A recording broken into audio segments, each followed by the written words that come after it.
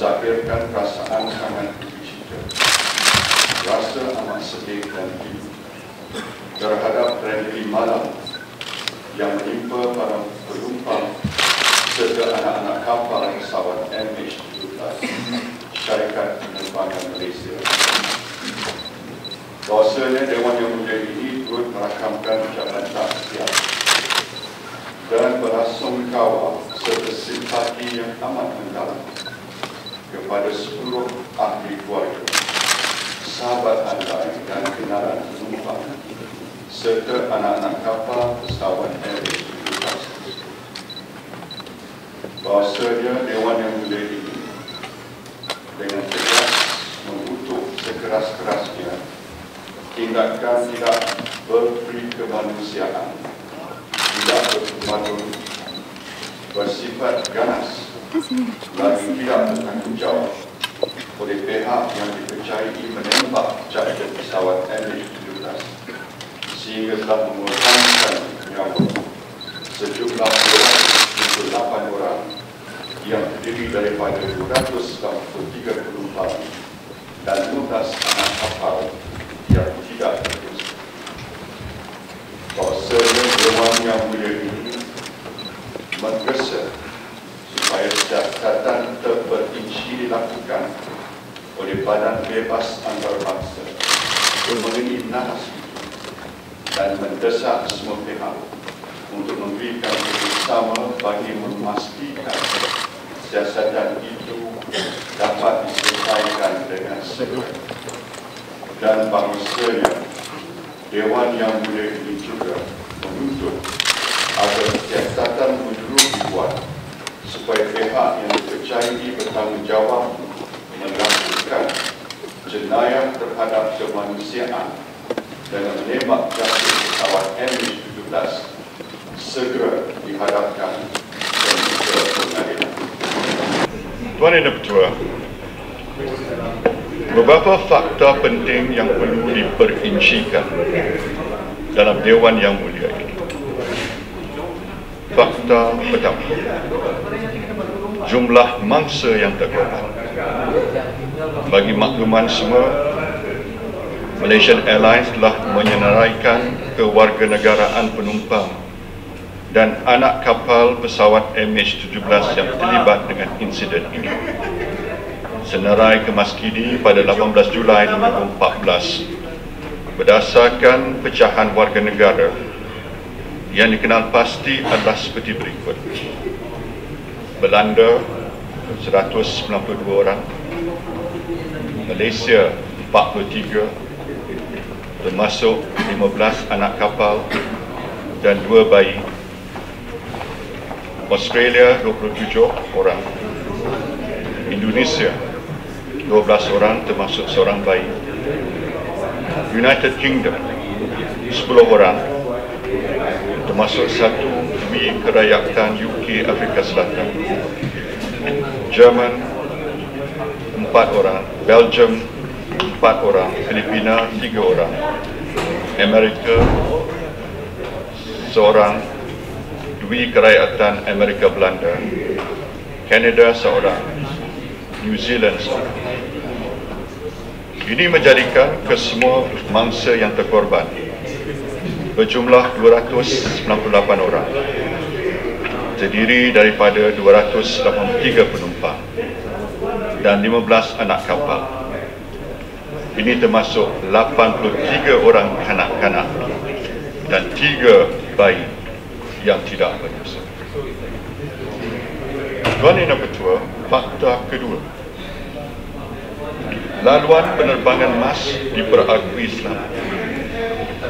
Berkaitan laluan penerbangan yang digunakan oleh MAS pula, perlu saya jelaskan bahawa laluan penerbangan yang direntasi pesawat MH17 ini merupakan laluan yang diperakui selamat dan diluluskan oleh International Civil Aviation Organization atau ICAO serta negara Ukraine yang ruang udaranya turut dijadikan laluan penerbangan. Tambahan lagi, Satuan Pengangkutan Udara Antarabangsa atau IATA juga telah menyatakan ruang udara yang direntasi pesawat itu adalah laluan udara yang selamat. Sebagai contoh, 15 daripada 16 syarikat penerbangan dalam Persatuan Penerbangan Asia Pasifik turut menggunakan laluan ini untuk ke Ukraine. Syarikat penerbangan Eropah juga menggunakan laluan sama dan merentasi ruang udara yang sama. Malah beberapa jam sebelum nahas, beberapa pesawat penumpang syarikat penerbangan dari beberapa negara Asia turut menggunakan laluan yang sama. Untuk makluman juga, menurut Wall Street Journal yang memetik laporan dari Eurocontrol, terdapat 400 penerbangan komersial termasuk 150 penerbangan antarabangsa dilaporkan merentasi rang udara timur Ukraine setiap hari. Malah 2 hari sebelum berlakunya tragedi ini, sebanyak 75 penerbangan dari pelbagai syarikat penerbangan yang berbeza turut menggunakan laluan yang sama, seperti mana laluan yang digunakan oleh pesawat MH17.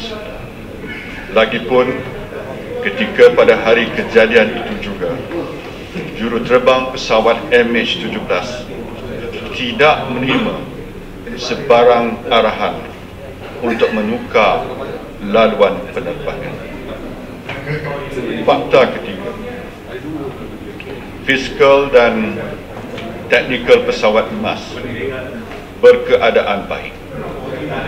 Berkait soal keadaan fizikal serta teknikal pesawat pula, pada awal pagi 18 Julai 2014 lalu, MAS telah mengeluarkan kenyataan dan mengesahkan bahawa pesawat MH17 berada dalam keadaan baik. MAS turut mengesahkan semua sistem pesawat berfungsi seperti biasa, terutamanya Aircraft Communications Addressing and Reporting System atau ACAS dan transponder pesawat. Fakta keempat, undang-undang antarabangsa. Tindakan menembak jatuh pesawat ini bukan saja perbuatan yang sangat zalim, malah bertentangan serta melanggar prinsip seperti mana yang ditetapkan oleh Undang-Undang Antarabangsa melalui Convention on International Civil Aviation atau lebih dikenali sebagai Chicago Convention yang diiktiraf oleh Majlis Keselamatan Pertubuhan Bangsa-Bangsa Bersatu dalam Resolusi 1067. Dalam hal ini, PBB telah sebulat suara menerima pakai resolusi bagi mendesak buat pemisah memberi akses tanpa halangan ke tempat kejadian di mana pesawat MH17 terhempas di Ukraine. Ia juga mendesak agar semua kegiatan ketenteraan termasuk oleh kumpulan bersenjata dihentikan serta-merta di sekeliling kawasan terbabit dengan insiden berkenaan bagi membolehkan penyiasatan antarabangsa dilakukan dengan selamat. Sehubungan itu, saya juga telah mengarahkan peguam negara untuk mengkaji perkara ini dengan mendalam dan teliti bagi memastikan sebarang tindakan yang akan diambil oleh Malaysia kelak berlandaskan serta selaras dengan undang-undang antarabangsa yang terpakai dalam hal keadaan sebegini. Tuan Yang Dipertua, sebagai makluman ahli-ahli yang berhormat, pada 17 Julai 2014, iaitu beberapa jam selepas pesawat MH17 terhempas, pegawai di Amerika Syarikat dan Ukraine mendakwa pesawat tersebut telah ditembak jatuh di timur Ukraine. Jika benar dakwaan tersebut berlaku, kita mengutuk sekeras-kerasnya tindakan yang tidak berperi kemanusiaan, tidak bertamadun, biadab dan bersifat ganas, lagi tidak bertanggungjawab oleh pihak yang dipercayai menembak jatuh pesawat malam MH17. Namun demikian, buat masa ini kita tidak menuding jari kepada mana-mana pihak sehinggalah bukti benar-benar sahih dapat diperolehi.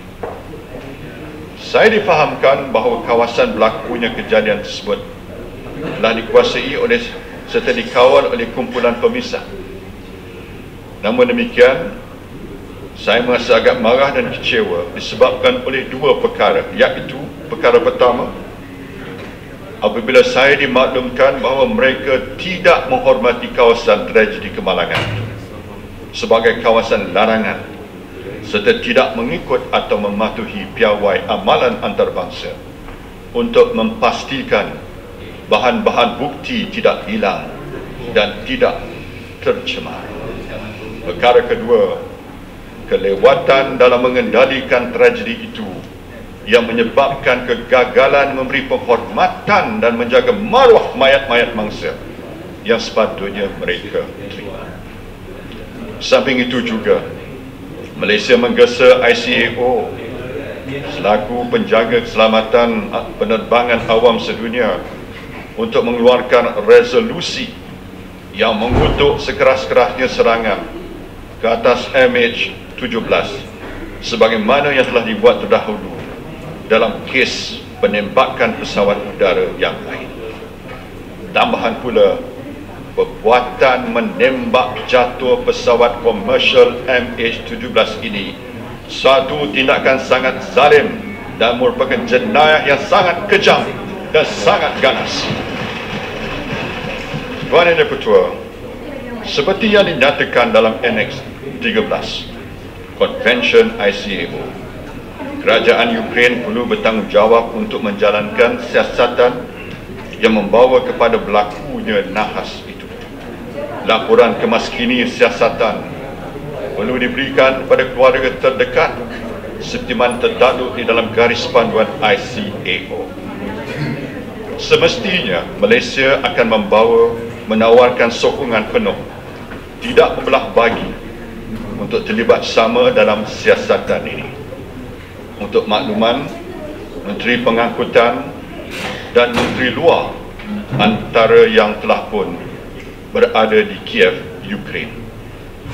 Oleh yang demikian, Malaysia juga mengalu-alukan gesaan untuk siasatan oleh Badan Bebas Antarabangsa mengenai nahas itu dan mendesak semua pihak untuk bekerjasama bagi memastikan siasatan itu dapat diselesaikan. Kita menuntut dan menyokong siasatan antarabangsa yang bebas dalam tragedi ini. Pihak yang bertanggungjawab terhadap berlakunya tragedi ini perlu dibawa dan